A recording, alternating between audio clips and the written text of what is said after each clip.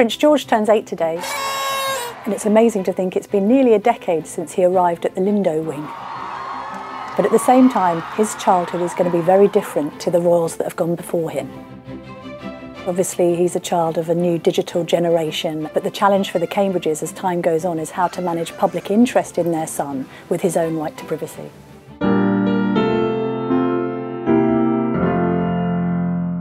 Everyone was quite touched by seeing Prince George at the England match. He'd clearly wanted to accompany his parents, even though it was quite late at night. And the idea of him being at the final and taking in the glory of the goal that England scored, but equally the misery of the penalty shootout. There were some touching moments between the family, really, who seemed really tactile, particularly when England did score that early goal. The Duke of Cambridge looked for a minute like he had completely forgotten himself because he was so overjoyed and punching the air and grabbing George and cuddling him, and so was Kate. So it was actually a very sweet scene. I think he was there because genuinely he's a football fan and wants to obviously go to a match like the final of the Euros. But equally, I think there's this sense that the Cambridges do want the public to see their children and have some degree of access to them. It's difficult because you've got to balance the private and the public aspects of their lives, and there's an expectation of seeing George grow up because he's the boy that one day will be king. If we look back at the Queen's childhood, when they were just the Yorks, so before the Queen's father, George VI, took the throne, they lived a very idyllic life because they weren't in the main frame. You then look to Prince Charles's generation and this sense of him being sent away to boarding school, it didn't quite agree with him. You get the impression that they didn't want to repeat those mistakes when it came to their own children, William and Harry, and particularly with Diana's influence. So I think we see through the generations parenting becoming more hands-on. Now, as far as the Cambridges are concerned, we're told that they very much plan their diary around the fact that one of them needs to be there both in the morning and at night for bedtime.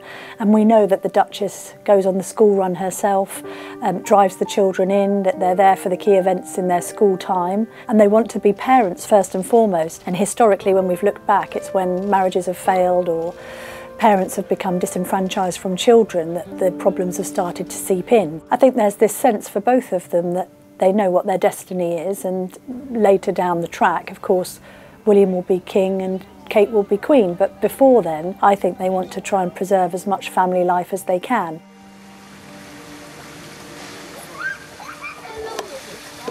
Well, I think when it comes to the difficulties Prince George faces, obviously he's a child of a new digital generation, and unlike when Prince Harry or indeed William got into trouble, I mean, there weren't just stories about Harry's famous Nazi fancy dress or cannabis smoking and what have you, but equally some stories I remember covering years ago about William getting very drunk at Sandhurst, passing out parade parties and all sorts. But of course back then we didn't have the benefit of people recording things on their mobile phones or taking images. I think Prince George is going to have to be quite careful to preserve his own privacy as he becomes a teenager, and his parents will be acutely aware that he's vulnerable and they'll want him to make mistakes behind closed doors. The interesting thing about the Cambridges model, and it's kind of unique for the royals, is that the Duchess particularly has almost taken ownership of the children's image. So we had this situation when the children were first born that the couple were really worried about paparazzi shots. There was an incident where George was apparently being watched while he was playing in a playground. And to counteract that, Kate quite cleverly decided that she would saturate the market with her own imagery of the children. And I think we're going to see that continue. There's kind of this understanding that perhaps there's no market for them anymore because the Duchess keeps on coming out with her own family photos, and they're far more valuable, frankly, to the press than images that have been taken at a great distance with a long lens.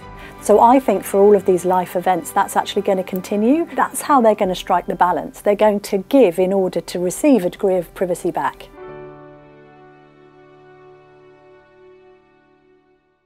When it comes to protecting the privacy of royal children, we have come on quite substantially since the days of the 80s and 90s where it was all seen like a bit of a free-for-all. And I would expect if Prince George goes to university, for instance, that there will be some sort of agreement between the palace and the press to protect those years and make sure there isn't much reporting, as there was with Prince William. And equally, Prince Harry enjoyed a degree of privacy in the army that was afforded to him in recognition of the fact that if you're a young man, you want to get on with your life and not constantly have the cameras trained over your every move.